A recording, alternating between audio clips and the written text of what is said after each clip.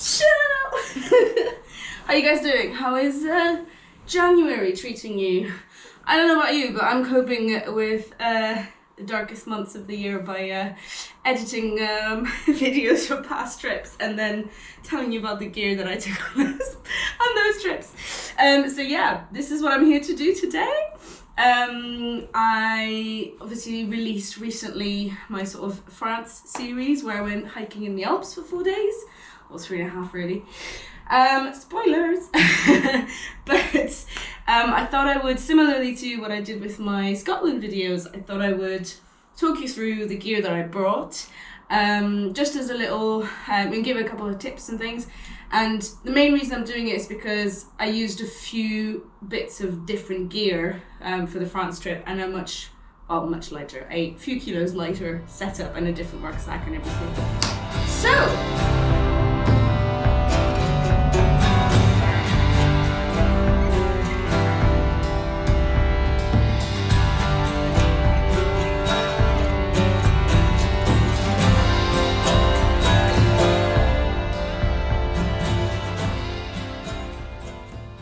without further ado, let's get into it. Again, like last time, I've got 2 cameras. I've not just had coffee this time, I'm a bit ill, so I'm probably overcompensating by trying to be funny. Anyway, before I get into it, if you're new to my channel, check out the France series, check out the Scotland trips and some of the other things I did earlier this year. And if you like what you see, subscribe, like the video, push it up in the algorithm, comment, let me know what you thought, etc. Anyway, let's get into it. So first off, with the shoes, no change here, just still using the Vivobarefoot TRACKER II FG, I want to say. FG2, that's what they call it. They're very dirty at the moment because I went for a walk in them yesterday.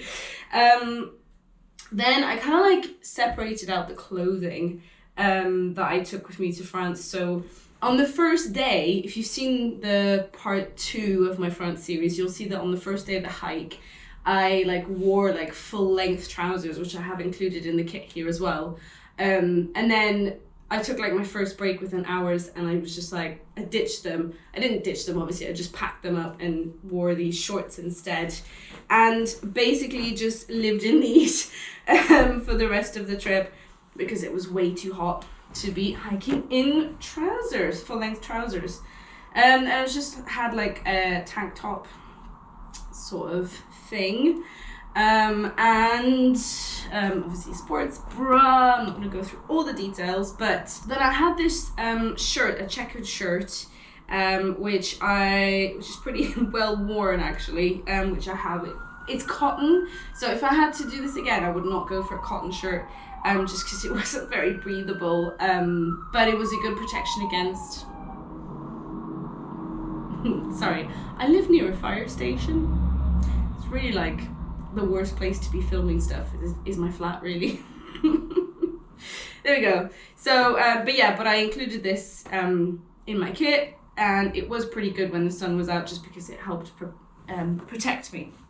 So next we have my fanny pack, which I talked you through last time, but I'll just quickly go over it. So this will contain things like lip balm, sunscreen, my knife, compass, my phone, my cameras as well, which are obviously filming right now, but usually it contains those 2, and ID and things like that. So I always carry that out here, and then I often, I didn't mention this last time, but I often use the little side pockets to put wrappers of things that I eat while I'm hiking.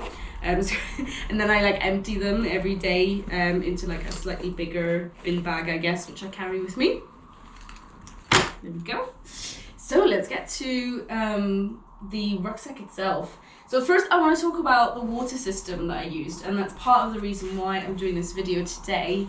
When I went to Scotland, I brought my my other filter, Soya Mini, but on this hike I decided I would try different systems. So I used the Katadyn Be Free. I used the 60 litre 0.6 litre, oh my god, bottle, and it was really, really good. I thought it was a brilliant system, very easy to, the filter is very easy to wash, and because it compresses, I tended to carry it, that tended to be my primary sort of drinking bottle.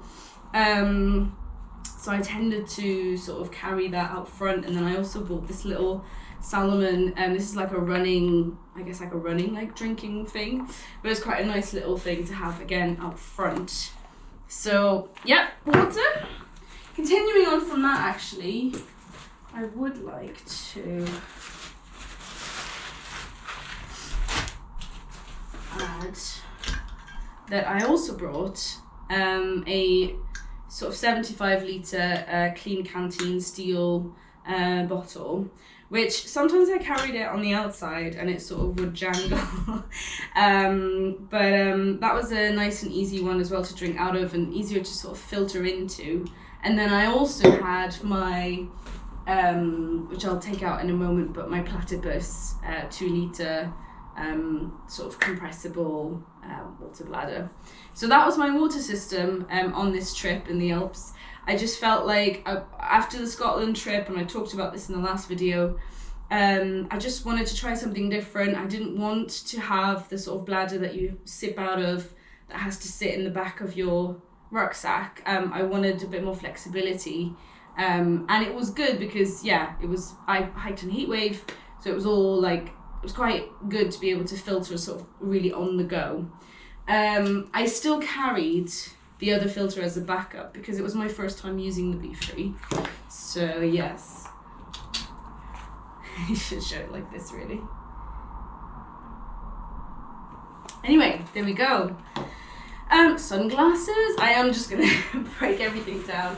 So I did bring my sort of like rain gear, but I didn't really need it. There was only one morning where I wore my rain jacket because of like the wind, so it's really good at breaking the wind. Again, I talked about this last time. It is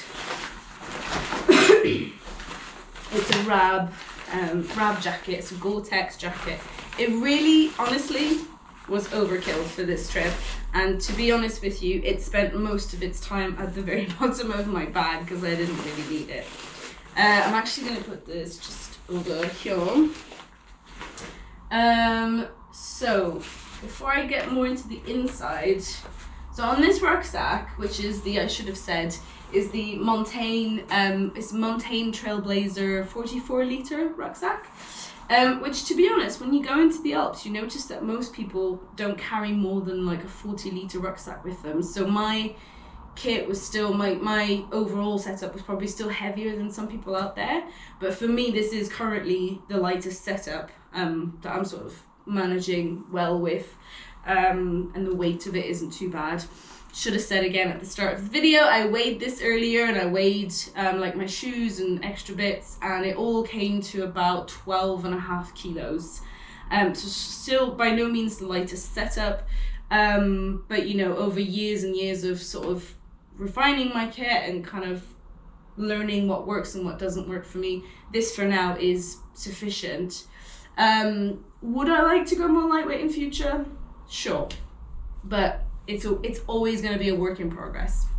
So, yep.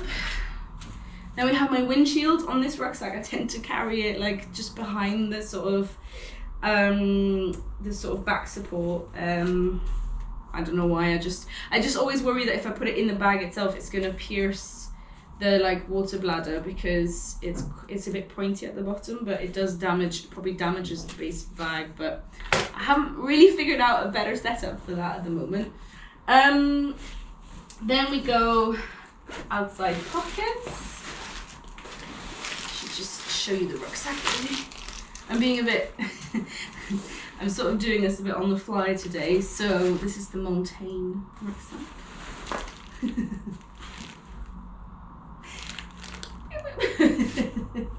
Anyway, okay, so in this pocket I had insect repellent, I I didn't use it because I prefer to not use insect repellent if I can avoid it. I did bring my midge net just in case. I didn't need to use it either, but I was worried about mosquitoes and stuff in France. I brought baby powder because foot routine and keeping things nice and dry on your feet, extra tissues, some hand gel, pretty straightforward. I brought flip-flops on this trip because, well, for obvious reasons, I think, just at camp and stuff like that. Then I also had my trowel, which you all know what that's for, and if you don't, check out the other video. Way to self-advertise. So, I always carry my sort of shelter, if possible, sort of on the outside of the bag to be able to have more space inside the bag for things like food or a water bladder when it's full. So on this trip, I brought the Outdoor Research Helium Bivvy bag. And what I do is I pack it into a dry bag. I always pack everything in dry bags. Maybe I've got a problem, I don't know. Dry bag is from Exped, this one. So, Outdoor Research Helium Bivvy. Yeah.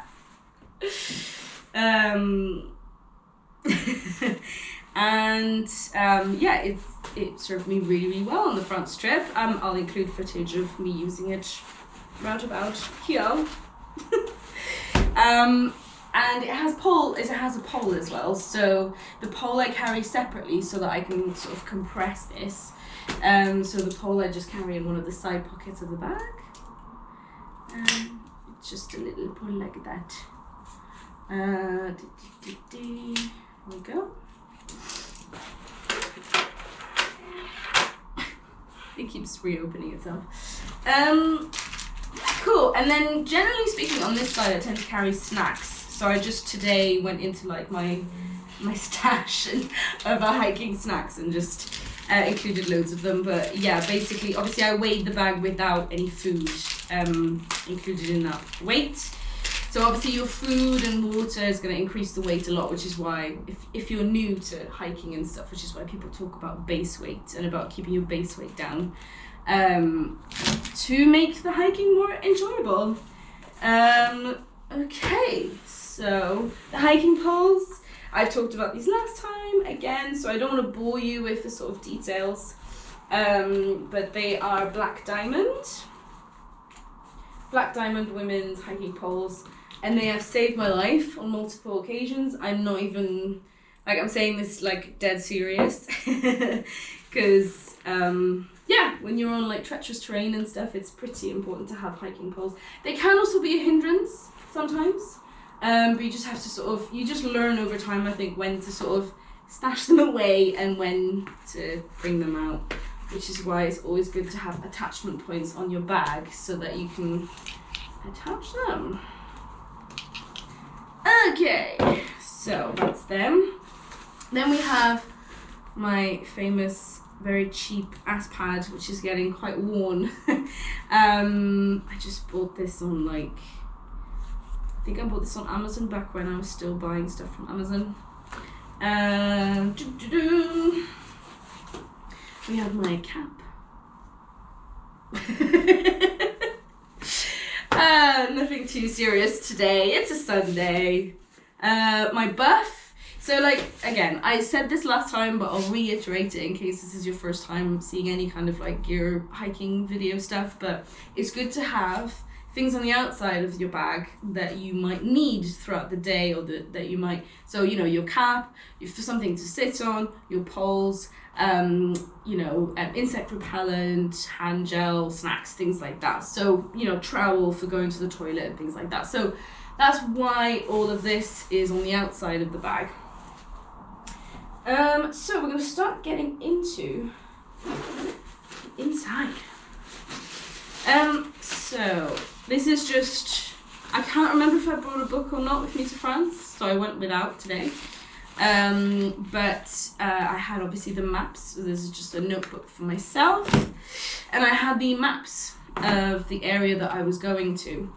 I don't tend to use them sort of during the day. I tend to use, I downloaded an app called Iphigenie for French maps. And I ended up paying a subscription because I'm from France anyway, so I was like, I'm gonna probably want to use this again in future, and the annual subscription was like really, really cheap. Yes, but I carried the map always as a backup, and a compass as well, always as a backup, because you never know what could happen. Your phone battery could die and you might need to make a crucial decision at some point and look at the topography, or, you know, so yeah, it's important to bring maps as a backup, I think. Okay, so now the other major difference, now usually before the France trip, I was doing tent camping and things like that. But if you've been watching my channel for a while, you'll know that I have a tarp as well, and I actually bought this in France leading up to this trip. Because I was sort of looking, I had to look for ages, and I ran out of time, and then I ended up buying one in France instead. So this is the Sea to Summit Escapist 15D tarp. I don't know if it's focusing or not. And it's great. It's got like setup ideas on the side, sort of on the packaging and stuff, which I think is very handy. And I used it in conjunction with the Bivvy bag, especially in the second night in France. It rained, so it was very, very handy to have. Okay, continuing on. Next we have my cooking setup. I am not going to take you through the details again. I did this last time, and I've done this twice now in gear videos. So it contains usually a little gas canister. I'll just show you the outside in case you haven't seen it yet.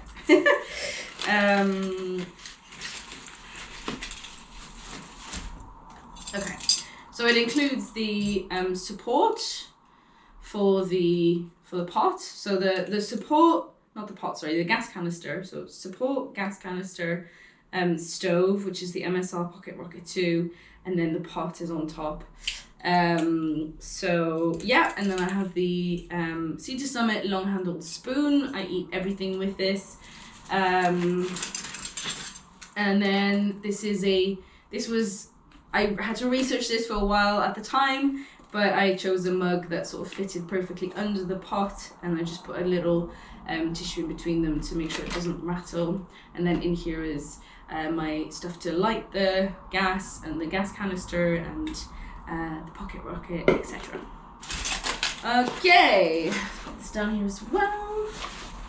Okay, then we've got, same as last time, again, I feel like yeah, my setup works for me, so there's not a massive change in terms of how I pack. It's still sort of top to bottom. Hello, don't fall, please. So my down jacket is in here. Include footage of down jacket. There we go. And then it's quite tatty. It's quite old, this first aid, this bag that I put my first aid kit in. But essentially, as I said last time, I make my own, sort of put together my own first aid kit, plus all my toiletries are in here, and like rehydration tablets, which were very important on this trip. And I really liked these actually. These are from, I don't know if it's pronounced like that, but it just says ta or te, or I don't know. So, and it's got loads of stuff. It's got sodium, potassium, magnesium, vitamin C, and B vitamins, so 12, 6, and 2. And it's this was like strawberry kiwi flavor. It wasn't too bad. So yeah, so very important, I think, on these kinds of trips to have rehydration tablets. But actually, this trip taught me that rehydration tablets can be great for just general, you know, when you're, even in winter, you might be, you know, going out on a trip and you might be exerting yourself a lot, and it's taught me to sort of value things that rehydrate you and help with your sugar levels and stuff a little bit more. So then my electronics bag. So contrary to last time, I have remembered to include my battery charging pack.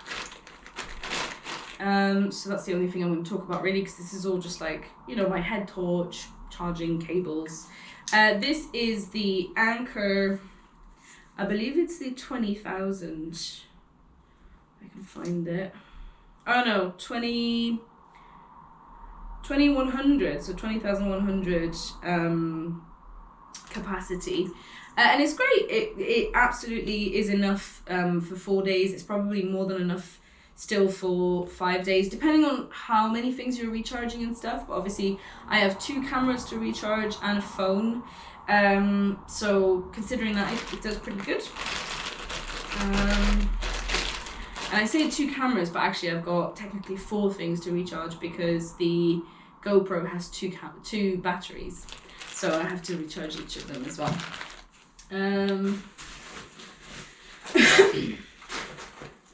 Okay, so this is the my towel. It's just big enough to cover everything. So I think I mentioned this last time already. And then as I said, I carried the Soya water filtration system as a backup just in case. Because again, I was quite new to the Katadyn. Nowadays, I probably wouldn't carry this as a backup anymore because the Katadyn is solid. It works really well. But yeah, at the time I was just a bit like, oh, I don't know. And because this tends to be wet, or the Katadyn tend to be wet as well, I do bring extra like little bags with me to carry them in case I want to make sure they don't sort of make everything else wet. Okay, then. This fell out with my. I did bring a little thing to wipe the condensation off gear, and this was quite useful, especially in the third night.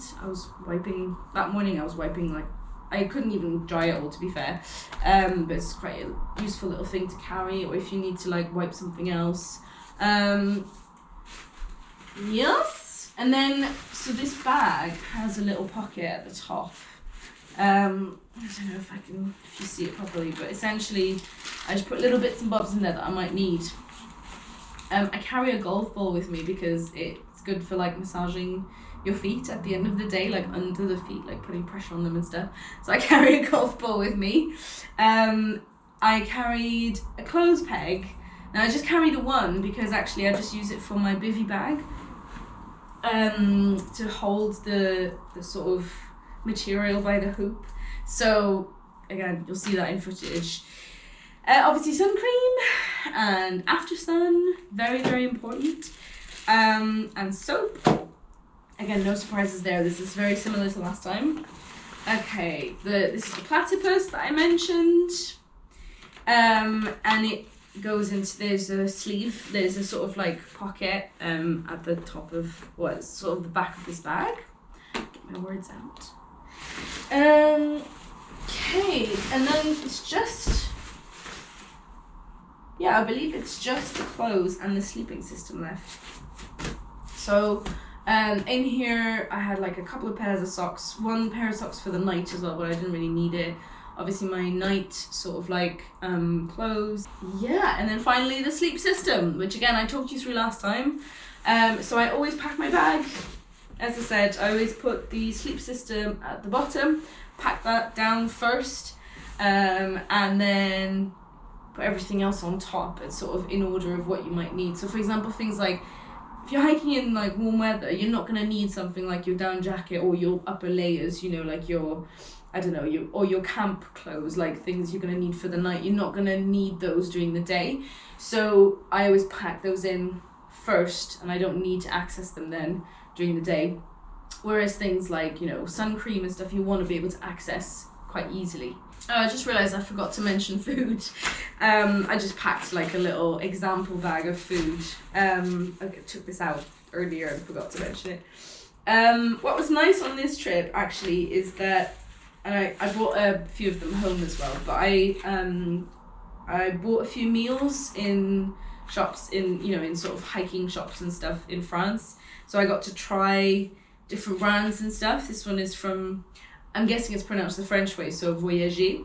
and they're quite expensive, I'm not gonna lie, but then hiking mules tend to be expensive, so but yeah, I had a couple of those out on trail and they were really, really nice, and slightly smaller portions as well, which I actually felt was quite nice because I don't tend to be very hungry, especially like when it's warm and you're hiking, and even in the evenings, like I'd often have to sort of like force myself a bit to eat. But so it was quite nice for things to be slightly smaller, but still quite filling. And yeah.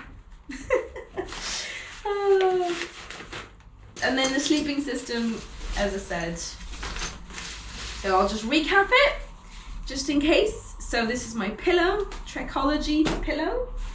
This is my silk sleeping bag liner.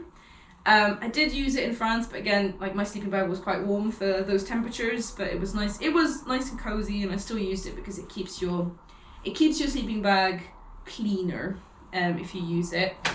And then Sea to Summit, Etherlite, is that what it's called? Pretty sure. Yeah, Etherlite XT women's insulated sleeping mat. I swear by this thing, I love it.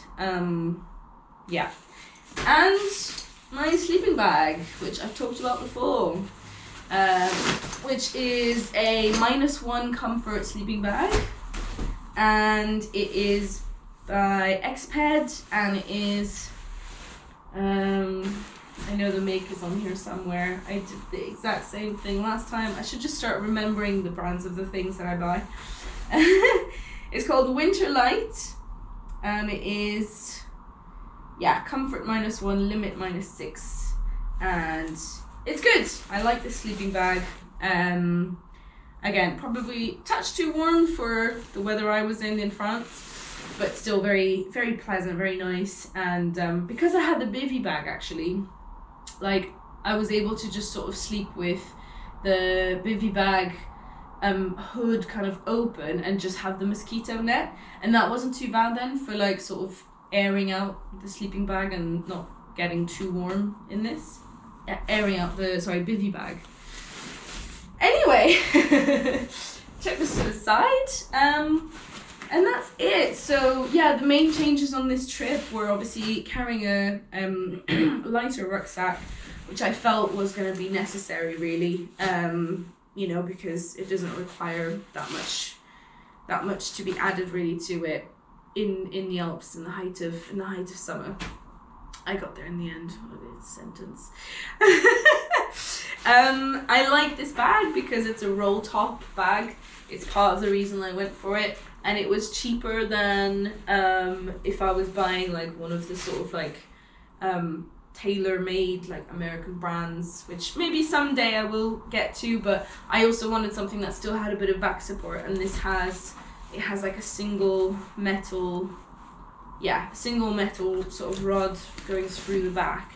It's an adjustable back as well, and it's made for, I guess, like more like trail running or stuff like that, but because it's big enough for hiking. It's nice and lightweight, but it is kind of breaking a little bit. As I said, it's not as durable as like some of the Osprey bags that I've got. But yeah, perfect sort of summer bag, really. That's it. And it's really small. I mean, like when it's empty, there's like nothing in it really. So yeah. Hello, this is Lucy from the future, editing Lucy. I forgot to film an outro for this video. So that I hope you enjoyed this gear breakdown of what I brought with me to France. Let me know in the comments if you found it useful. If you've, I don't know, if you've got any feedback whatsoever, I'd love to hear it.